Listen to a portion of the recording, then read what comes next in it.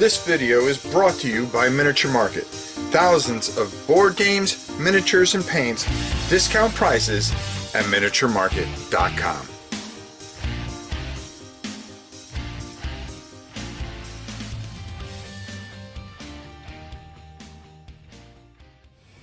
Hey everybody, it's your old pal Rob. Today I'm going to be talking about a project that is very personal to me. It is the only Kickstarter that I tried to help somebody with that did not do well. Now, this was early on in my thing, and I tried to help everybody to get any kind of word I could out on the channel. The first Kickstarter, he actually pulled it down, and then came back and was able to get this game funded. And it is amazing how far a game could come. And I'm talking about this game, Warline. Now, some of you may have heard of it, some of you may not have heard about it, but when you're done taking a look at this, you're going to want this game, because this game has come so far and has done so many things. I can't wait to tell you all about it on the other side of this. We're going to go down, take a look. I'm going to explain a bit about it, and then we'll come back and we'll talk about it. So I'm not going to explain every rule, but I'm going to go over things so you guys have a good understanding and why you need to run out and get this. Now, there's a couple ways to win the game. You're going to be playing an opponent. All right. Number one is to take 3 units prisoner. Okay, or kill 5 units. Okay, or as you can see, they have these little citadels, or as they call them, their castles.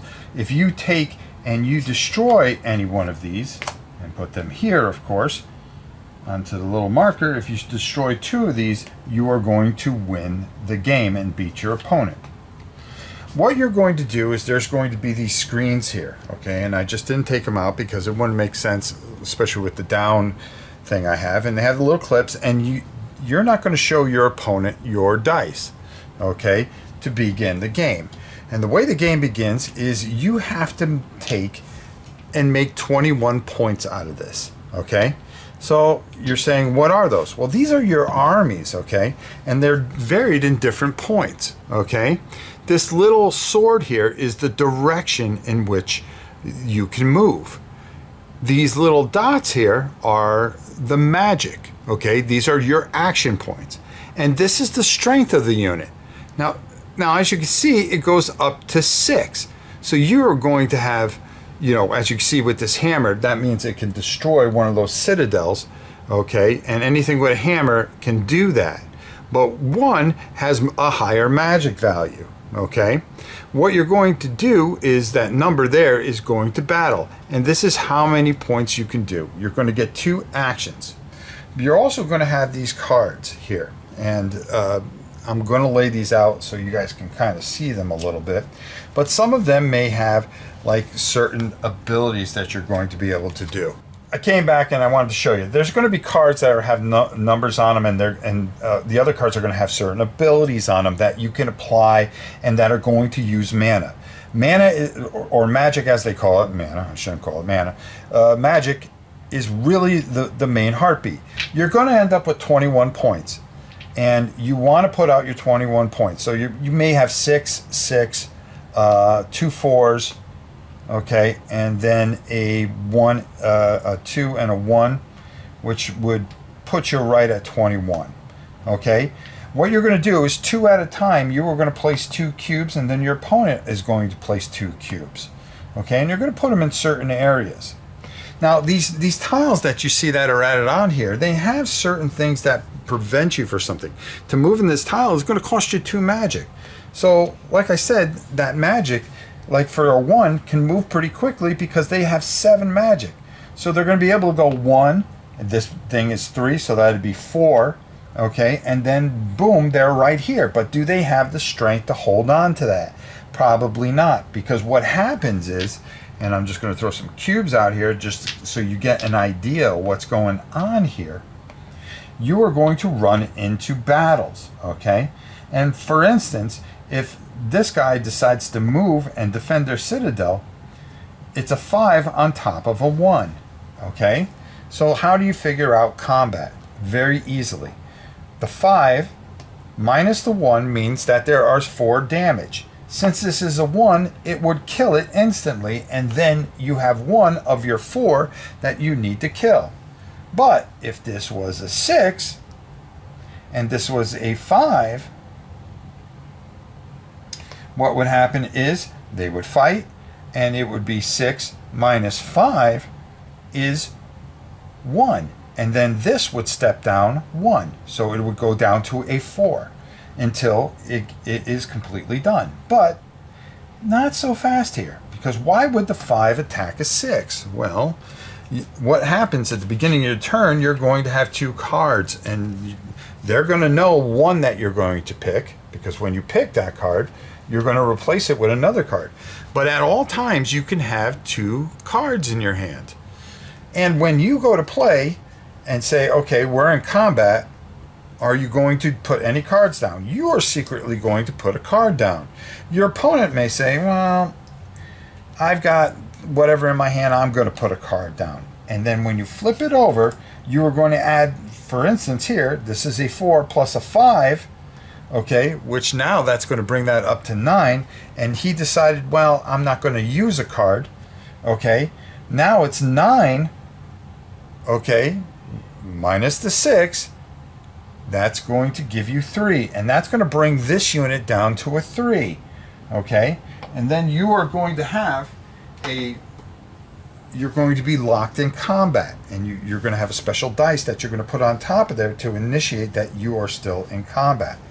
Sometimes you may just, he may have a 4, you're trying to guess what he has in his hand, but if there was 2 4s, well then they would lose the combat and they would go down. So there's a lot of different combinations and strategy that come. And these blocks are absolutely beautiful. I mean, absolutely beautiful.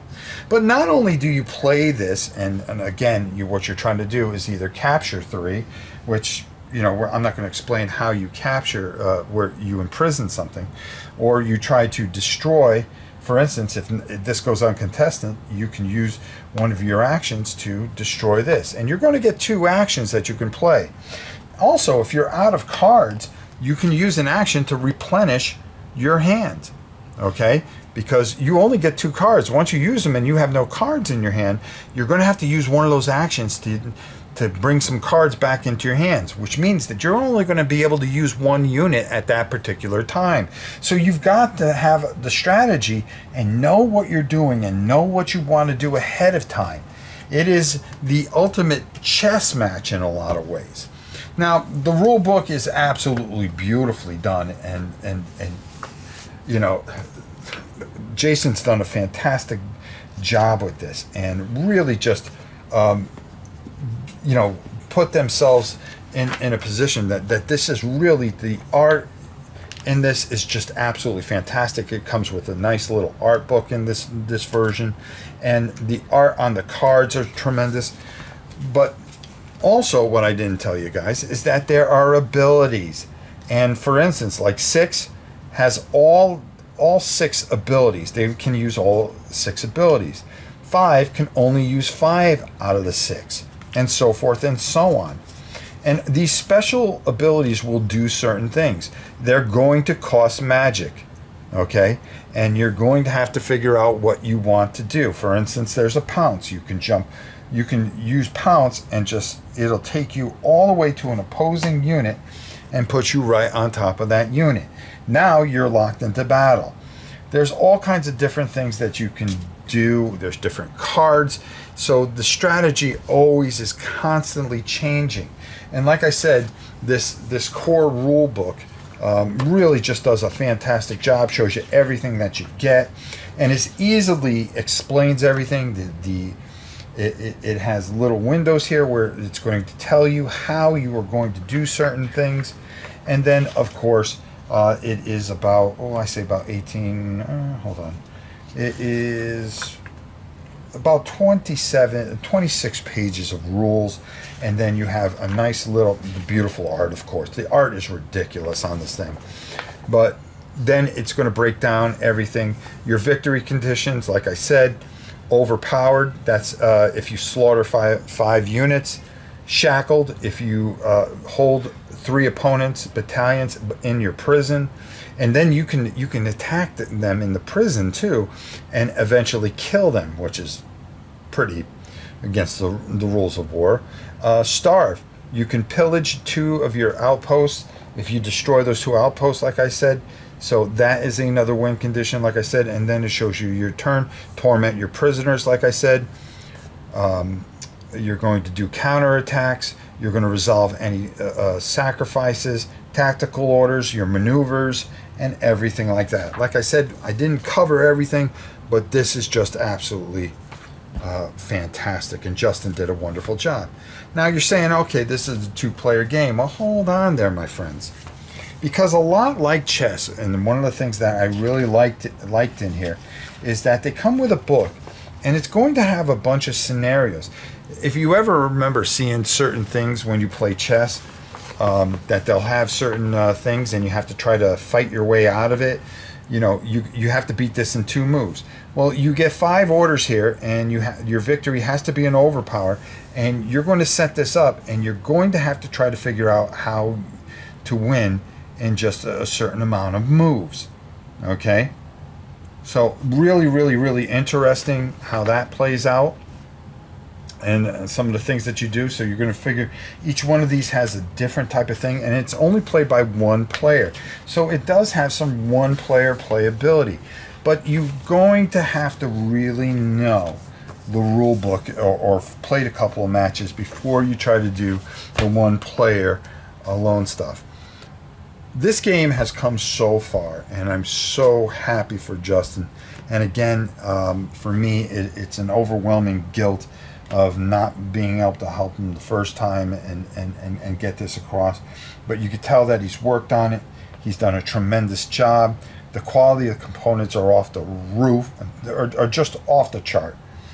And there are so many different variations of tiles. You have water, grass, ice, mountains, and all kinds of different things that are going to add so much variance to this and make this just a fantastic experience that you're going to want to play again and again and again. So, with that, all that said, I'm going to send it up top. Like I said, I didn't cover everything, but I think you have a good idea what's going on here on this fantastic game, Warline. So let's send it up top and get my final thoughts on this masterpiece. Now, for me, I always felt bad. I felt I didn't do a great job at presenting it back then. And what you don't realize is how great this game is and how far it has come from its prototype. So, you know, when you saw it in a prototype form, the early prototype, it was nothing like what you see now.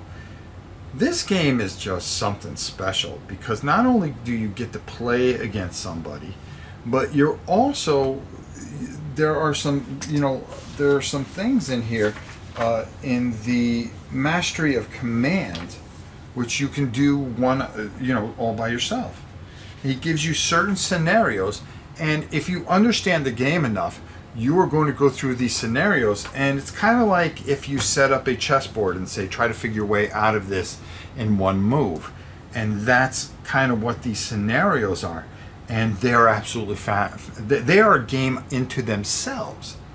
The game itself, it's just absolutely beautiful. I mean, these blocks are just so well done, and the quality, your army pieces are absolutely beautiful. To play 2-player, you only need the white and the black, and then I didn't explain it in the video that the red and the blue are for if you are playing as a team. The way this works, the way how smart it is, what you have to do, how you do things, it's so strategic, yet so simple in a way, but impossible to master.